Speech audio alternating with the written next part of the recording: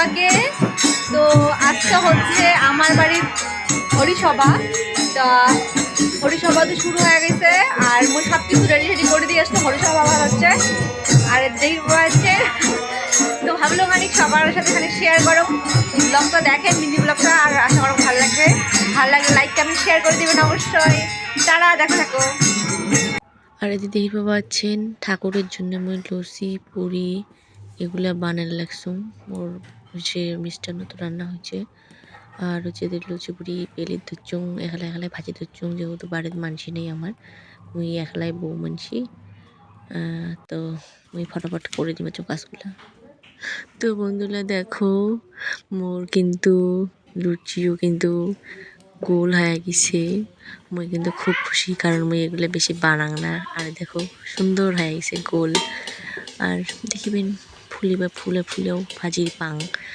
তা বেশি কিন্তু এগুলো বানাং না, হঠাৎই যখন পুজো টুজো হয় আর হঠাৎই রান্না বান্না এগুলো রুচি পুরি রুটি এগুলো হঠাৎই আমার হয়। তো দেখো কত সুন্দর করে ফুলিছে বন্ধুরা, কি কম। এমন করে ফুলিলে যে মনটা খুশি হয়, তো সে ভাল লাগে আর কি।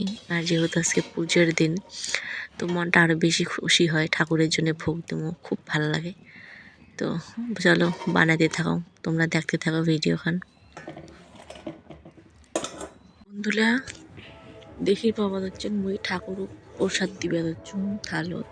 সকালে কিন্তু আমরা মানে দই চিড়ে টিড়ে দিয়ে পূজা করছি। তো এলা আর কি কাঁচা প্রসাদ মানে ওগুলো দিয়ে মানে প্রসাদ টসাদ দিয়ে পূজা করতে লাগছি।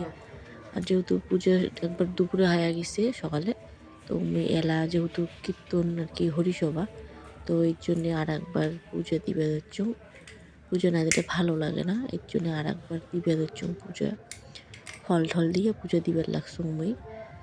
আর তারপরে হচ্ছে কীর্তন টীর্তন আরম্ভ হবে।